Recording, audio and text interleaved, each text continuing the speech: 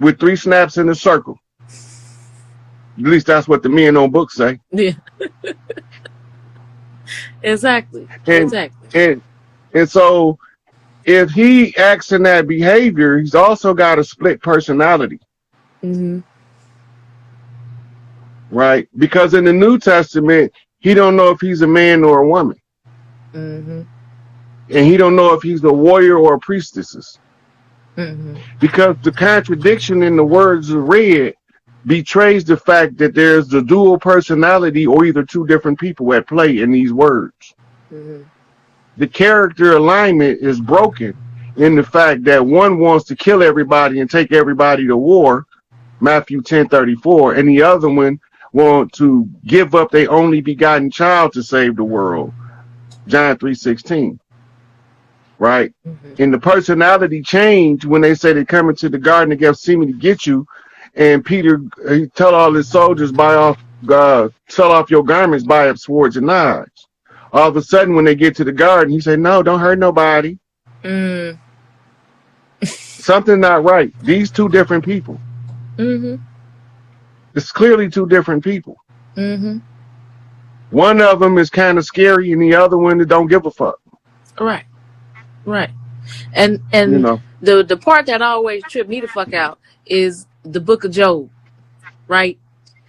When Satan came to him and said, "Man, if this really your boy, take all this shit." Well, God set Job up. right. Set him up. Satan ain't just drive up and say, "Yo, God, I want to holler at Job. Pull your protection from his bitch ass. Let me see if that nigga got hands." Right. No, it didn't work like that. It was a setup. Like, first of all, technically, Satan ain't listening to you either. That's why the nigga down here. Look what it say. It say, "And the sons of God came to prostrate before him, and also Satan came amongst them. And God asked Satan, where comest thou? And Satan say, from roaming to and fro, back and forth, up and down in the earth. And God said, well, since you've been doing all that shit, you ain't thought about my servant Job? He said, have you considered my servant Job? And then Satan was like, well, I did think about busting that nigga upside his head, but I thought you might come down and rush to his defense. Right? So God was like, well, I ain't really worried about it. Job can handle his own. He's a strong motherfucker. He can take it. And the devil's like, nah, for real, God, Job can't take this shit. That nigga gonna be calling you all kind of bitch ass niggas before it's over with, right? God was like, nah, Job gonna stand firm because Job is true blue, solid. Mm-hmm. The devil like, nah, Job gonna buckle under the pressure. Mm-hmm. All I gotta do is a little bit of this and a little bit of that, and he gonna be cussing you out, calling you everything but a child of God by the end of the day, right? So God said, well, go have at him. Mm-hmm. And the devil said, I have at him if you take that protection off of him. Mm. So God said, I'll take the protection off of him, but it ain't going to matter because Job a bad motherfucker. He can hold his own. Mm. So then the devil went to work on Job as a job. Yep. Yep. Yep. There it is. Look. I said, mama told me, son, don't make deals with the devil. But the truth be told, God ain't no better. Look how he played Job when he set him up. If that was a nigga on the block, we would have wet him up. Now, don't duck when the truth is finally thrown your way and you calling me a sinner for the words that I say. You should stay open-minded while you test the facts. Another artist told you we was under attack. What? You ain't heard of the white man's world? We still worried about our precious little boys and girls. For sure, the world is on the end of it. Well, I forgot what the rest of it is. But you was flowing though, Rod. Yeah. That's a song called End Times. Uh-huh. That was verse 3. Because I was sitting there thinking, now, if God would have did that in the hood, hey, if God would have did that in the hood and we found out about it, he would set Job up. Yeah. We would have rolled out on God, punk ass. He'd got AK-47 on the corner. Right. Right. For real. Right. We give a fuck about him being God. If he'd have did that to Job in the hood, we'd have lit his ass up. He'd have been God would have been running down the street with his ass on fire. Mm-hmm. That's some foul shit. It is. It is. It is. What do that say for the character of this biblical God? Right. Weak-minded. Led astray. Weak-minded. Easily manipulated. Look, that's some narcissistic shit right there. Mm-hmm. You know this motherfucker ain't gonna buckle, but you gonna put him under the gun anyway. Right. To the worst motherfucker you could find. Mm-hmm. Why he ain't get one of his brothers, one of the sons of God, to go test Job? Why he not let the devil come test Job? Right. His arch enemy. Right. The enemy of all enemies. Enemy of make all that enemies. shit make sense. Right. He gonna do Job worse than everybody put together. Mm-hmm. Mm-hmm. Yep. I asked my mom, I said, Mama, why God do Job like that? She said, God didn't do that, baby. The devil did. I said, yeah, but God made it happen. Right. And sat there and didn't do shit about it. Didn't do shit about it. You know? And it's To the end, in the end, he came to him. He's like, Job, boy, man, I knew you was a stand-up cat. But god damn, man, if I'd have tapped out if they did that shit to me they did to you, that shit they did to you, I'd have tapped out, dog. But you a bad motherfucker. I got to give you your motherfucking propers right now because you handled that shit. You didn't buckle. You didn't bend. You didn't fold. These motherfuckers that gave you hives and pox around the ass till you couldn't see. You didn't know if your mother, you done lost all your family, your friends, everybody that left you hanging. And then you got these motherfuckers constantly coming in here telling you to curse me out. And you still just sit there and look at them motherfuckers and say, my God is the baddest motherfucker ever born. Job should have shot him right then and there. Shouldn't have let him finish. You said too much. Should have shot him. Shot him right on the spot. That sounds just like one of these kind artist ass niggas. Right. Hey, good brother. Hey, good sister. Let me holler at you for a minute. Right. Man, why you calling me good brother? What's your agenda? What's your angle, nigga? Right. You trying to soften me up? I ain't never even spoke to your motherfucking ass. Why you trying to soften me up? What you trying to get past? Right. Telling on yourself where you get here. Mm-hmm. Mm-hmm. Like what the fuck you want? Something. Yeah. Yep. Yep. And people got to realize all this is dogma. All of it's dogma. All the texts are dogma. If you, like what you said, if you really study forensic profiling, you would quickly come to the conclusion that all these gods are narcissistic. All of them are narcissistic. So therefore, they could not possibly have the interest of the people in their heart. Correct. It's the opposite. That don't fit. That don't fit with a narcissist. Right. It's the opposite. What God truly is, what I try to tell our people, is it's oneness. It's all of us together. So even the most foul of us, we can't escape each other. We all are one, whether we like it or not. So whether we agree with each other or not, I got to be here and deal with you anyway, because I'm going to have to deal with you one lifetime or another. We're going to have to deal with each other. I found that the easiest way was to tell it to myself like this. Everybody got a right to believe whatever they want to believe. Yeah. Even if they're wrong. If they want to hold on to a lie, they got a right to do that. Mm-hmm. Everybody got a right to feel however they want to feel. Mm-hmm. Right? Everybody got a right to disagree with me. Mm-hmm. And I got a right to not give a fuck. Yeah. Right? Yeah. And I got a right to disagree with anything that a motherfucker trying to tell me. Mm-hmm. Right? And they got a right to not try to force their shit on me so that they can get it bust upside the head. Yeah. Because I'm not going to go launch an attack unless I've been attacked. I'm going to defend myself. Correct.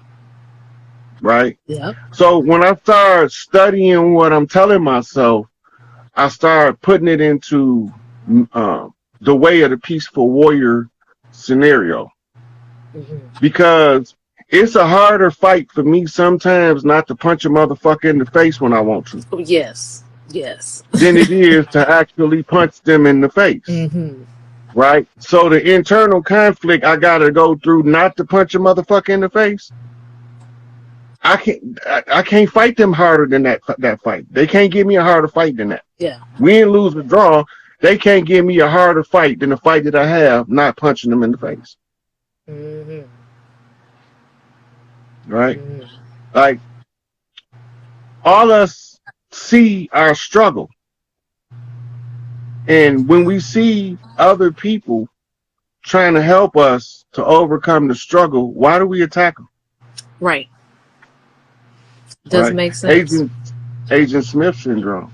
That means that the person that's doing the attacking is not as evolved as they think they is in relation to the understanding of our overall struggle. Mm-hmm. Because if they was, they would listen for the ability to join forces to overcome the obstacle than to fight with the ones who's most sincere about destroying this bullshit and getting my sisters they shit back. Right. Right? Now, some of us come in hostile because that's the nature of the species. Right. So just because you come in hostile don't mean there's no room in order to level out the playing field and see what's going on in front of us and face a common enemy. Right. Right? We call that coming in off a left bump. Right. Right? So if they come in hostile, my job now is to don't react, read it. Mm-hmm. So when Mama told me what she told me, it made me step back and say, what the fuck was I missing in this process while I was entertaining the low vibrational shit? Because, you know, I'm with the shits. Right. Anytime. Right? So, but when Big Mama told me what she told me, right? So now I have to step back and see what is the message that she's giving me that me being indulging in the shits keeping me from seeing. Mm-hmm. Then I start to see something. Right? Mm-hmm. Because the same way you come in is the same way you got to go out. Yeah. Right? And you have to pass a similar scenery if you go in the same way out, but it's a different direction. Mm-hmm. Right? Mm-hmm. So when you read the signs, it's going to tell you about to see three kings walking on the land. Mm-hmm. But if you only get stuck on what the signs say and not the destination is telling you, don't like the sign because it's it's on the top of the bridge instead on the side of the road. Right. It's okay. You don't have to like where the sign posted at. Just remember, the sign got the directions to get you to your destination. Right. That's all. You don't have to fall in love with the sign. You don't have to go rent a hotel and have a, twist with the sign and none of that. Right. Just look at that motherfucker, get the message, and then catch your exit. Mm-hmm. Correct. Sometimes you stay on the road too long, you end up in somebody's lane, and then you get crushed. Right. You see? Correct. So you need to know where your exit at. Correct. Exactly. And the only way to know where your exit at is to always stay in your lane and read the signs as they coming by. Mm-hmm. Yep. That's the thing, y'all, is that, like, no matter what, like, if you listen to Rod, there was one live I think I heard you say, I'm trying to get everybody free, and you wasn't just talking about us here on the land. You were talking about globally too, with that one document. Yeah. This how we all gonna take our shit back. This not just here on this land. We're gonna get our shit back here, but I'm trying to tell y'all this is how we all take this shit back. You see what I'm saying? Because say, for instance, you ask some more, right? Well, can you help my sister out in Russia? Can you help my brother out in Southeast Asia? Some of them don't know. Some of them don't even speak the language. Some of them don't understand that kind of legalese because it doesn't apply to them or they haven't been exposed to that, right? But there are some documents, right? Like you got the United Nations Declaration of Indigenous Rights Act, right? Where they acknowledge Act 26. Y'all can seize all this shit up no matter what. So what the fuck you got to file paperwork for? You need to realize who you are and take all this shit back from us. It's like what you said. It's them saying, bye, motherfuckers, we out. Here it is. Yeah, it's the same. See, they didn't have no money to leave the hooker on the table, so all they left was a note. After they got done fucking us for 500 years, that's their goodbye note. Come on, Rod. Come on, man. Is that what they did to us or not? Yes. Treated us like a $5 hoe, yes. Fucked us, and then couldn't afford to pay us and left the note on the table. Mm-hmm. Mm-hmm. Yep. Well, With that note, under that note was a key to the vault. Mm-hmm. So let them go. Acknowledge the note. State your claim. Right. And then I'm going to grab this key and I'm going to pop this lock and I'm going to pay every motherfucker who got something coming. Yep. Because that's what I believe in. Give a motherfucker what they owe. You ain't got to give him no extra shit. But if he earned it, that's what he got coming. Right. Absolutely. Right? Absolutely. And don't think for a minute that they didn't count up all of the money they stole from us individually over the years. Mm-hmm. Everything. And I'm going to show you how to prove it. Mm. How do you get Social Security? It has to go by work hours. Yeah. What you get paid an hour is a percentage of what they pay for you. Mm. What you getting paid in your hourly wages is the same as your people leaving you some money to get tokens in prison. Wow. They got the real money. Problem is they can't keep it. All they can do is borrow against it. And they can only borrow against it until we figure out that we can tell them, hey, motherfucker, stop borrowing against my goddamn money and get out my house. Right. But if we don't know to tell them that, one of us have to figure it out. Only one of us. And once the one figure it out, he got to go on the campaign to educate the rest of them as to the discovery, the remedy, and the problem. Mm-hmm. So when you understand what took place, it puts you in the position to speak up about the injustice, the wrong that's being done. Because Big Mama say right is right and wrong is wrong. So if you're on the path to righteousness, you're going to speak up about all of the wrong shit. You're going to tell them who the wrongdoer is. Mm-hmm. You ain't going to cover up for the motherfuckers. You just going to put their ass out there. Yep. You're going to recognize that with that, a lot of motherfuckers not going to like you for it. They not going to appreciate your delivery because you might not say it, or you might add a couple motherfuckers and bitch-made motherfuckers periodically peppered through the whole goddamn lecture. Mm-hmm. But in the end of the day, political correctness is a goddamn fool when the politics ain't correct. Right. So when you understand what you face with, you blatantly say motherfucker a few times to make sure that you politically incorrect when you deliver the message. That's your way of expressing that the politics that they've been playing by is politricks. They incorrect politics. It don't work for us. Right. And if they not working for us, the only thing I can do is say us can stop these motherfuckers in their tracks. All y'all got to do is become aware of what I already did for us as a collective, and then we join forces and we push that motherfucking information to the surface. Mm-hmm. Once our people become aware, their awareness is going to trigger a reaction in nature. That's by the laws of nature. Yep. 100 monkey effect. Mm. Right? And once we get the critical mass, they can't stop that shit. We gonna get it. It's gonna come. Yep. We gonna figure it out. Oh yeah. We ain't gonna have no choice. We ain't gonna have no choice. Yeah. It's here now. And like I say, people, you know, just read the documents. Just read the shit. What Rod was telling us too is that what's slowing us down is the W-2 and the W-4. People continuing to go to work. People continuing to comply with this system and voluntarily getting robbed because the information is out there. If we all stick together and we like, nah, fuck this shit, we walking off the job, we can get our shit back a lot more easier. And like you say, we are going to have to struggle. This is what this time period was about. We're going to struggle regardless, whether we stay in this system or we don't. Get around it. You can't get around it. You're not going to get around us struggling for a little while. We're not going to be able to get around it. Now, if we stay with them, we're going to continue to keep struggling.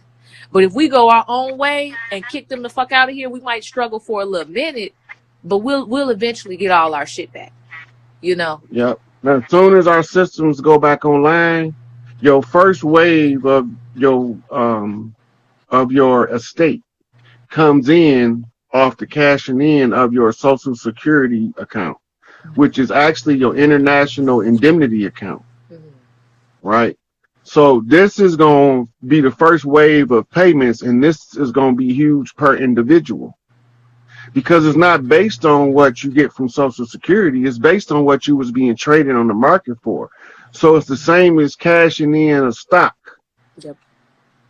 and becoming a principal holder of the stock. And this is why we say learn how to run a family bank, because there's going to have to be some kind of understanding and training of how to handle wealth. Because remember, we haven't had wealth in fucking a couple hundred years. We've been in warlock. Yep. You can't have wealth when you're locked in war.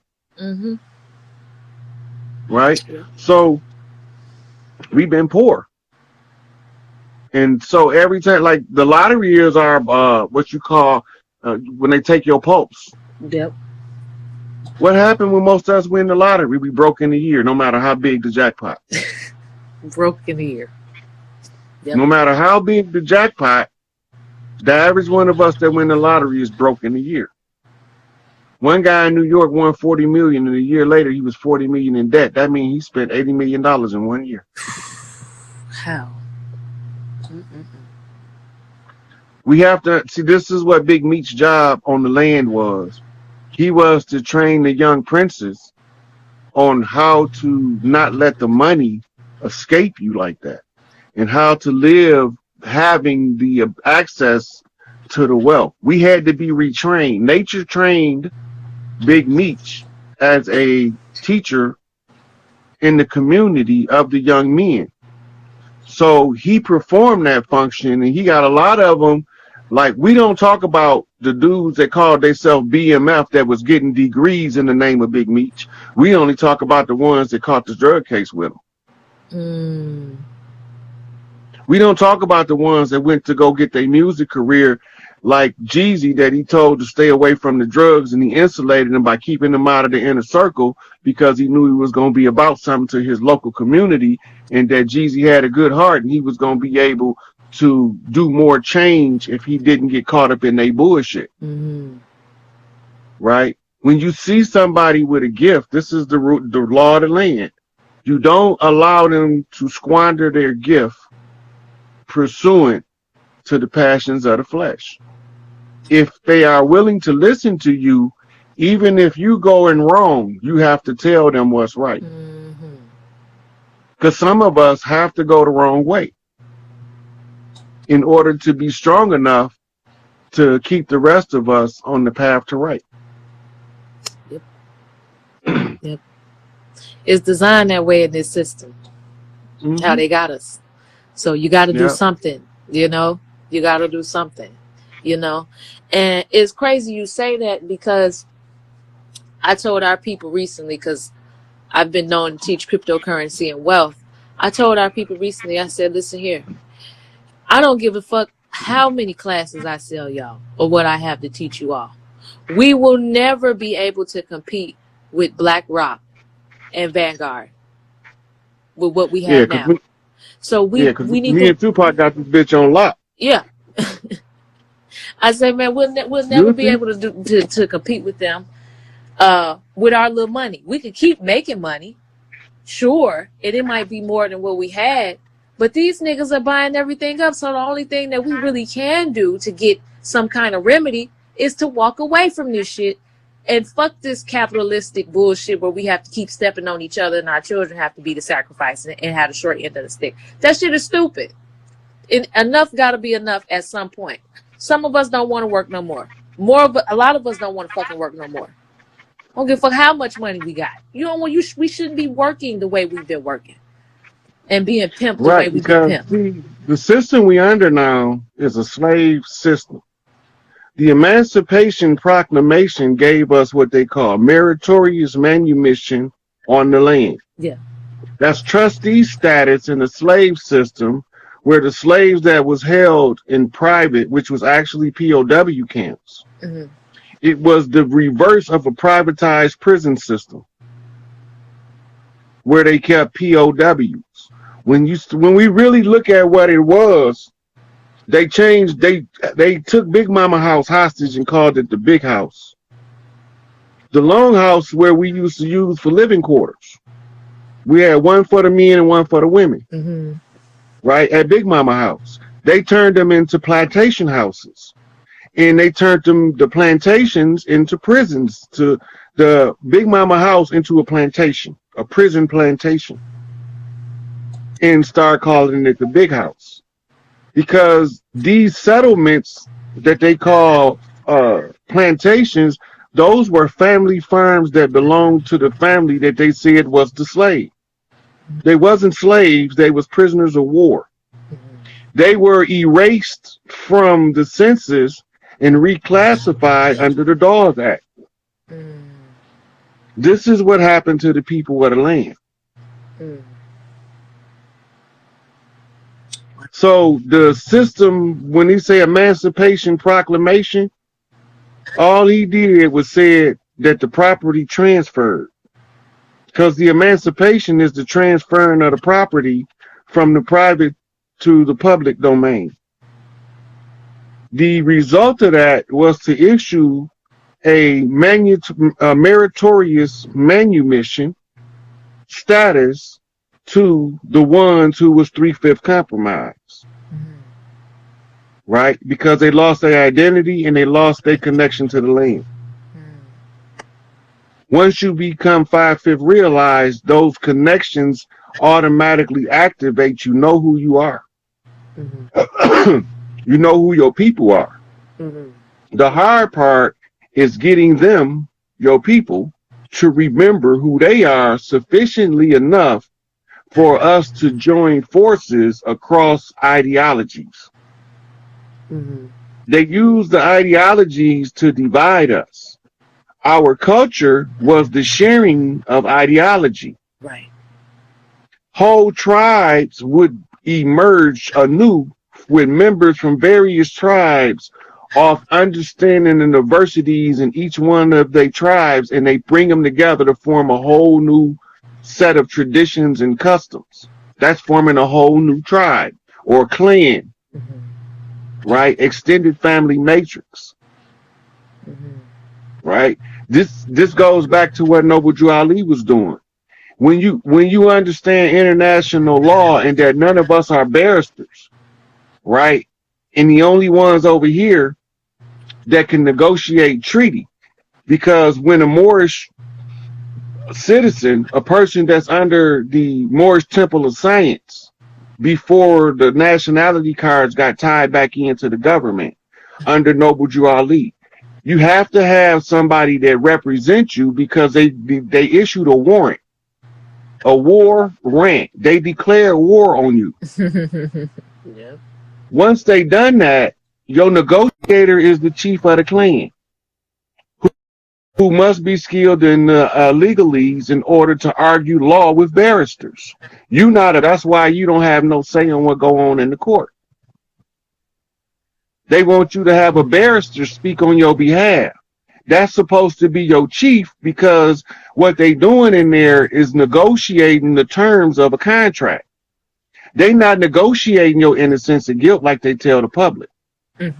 They negotiating whether you violated the economic standing of somebody else by your actions. All law is commercial. Yep. So it's a commercial transaction taking place.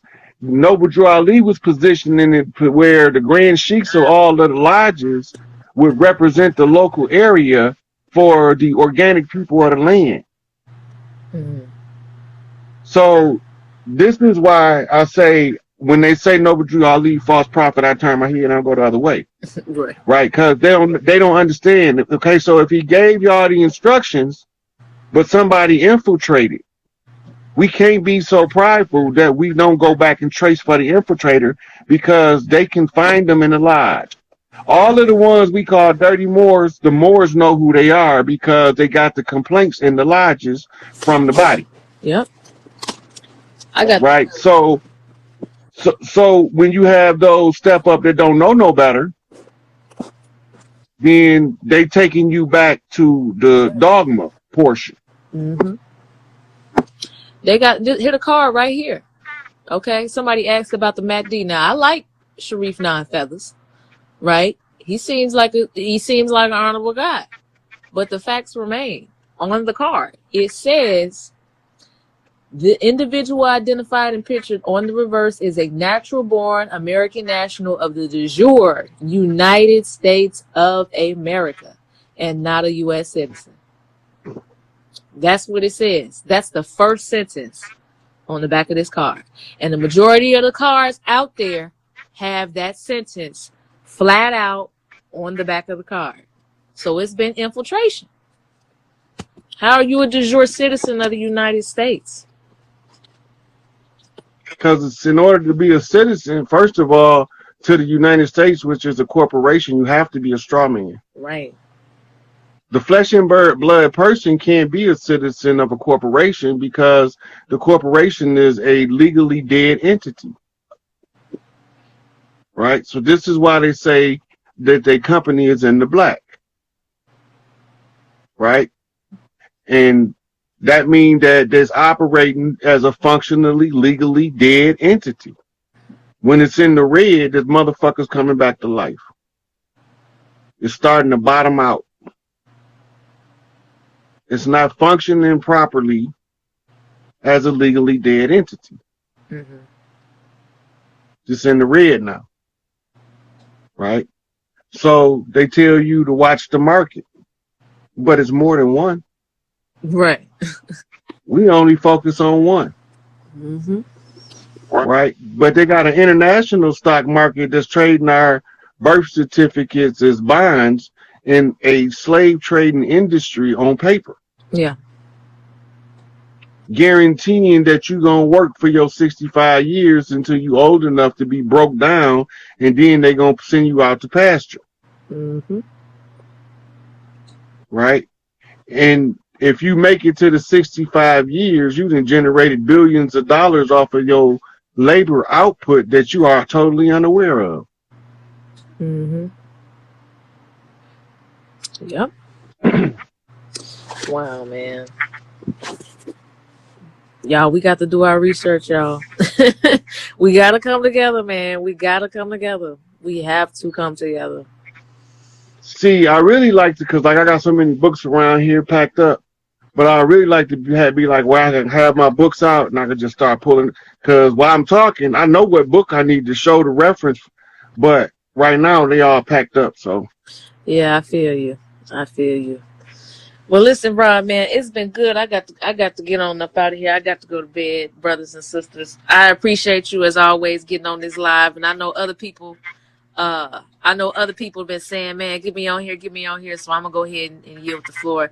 But I appreciate you as always, brother. As always, much love. Yeah, I appreciate you too. All right.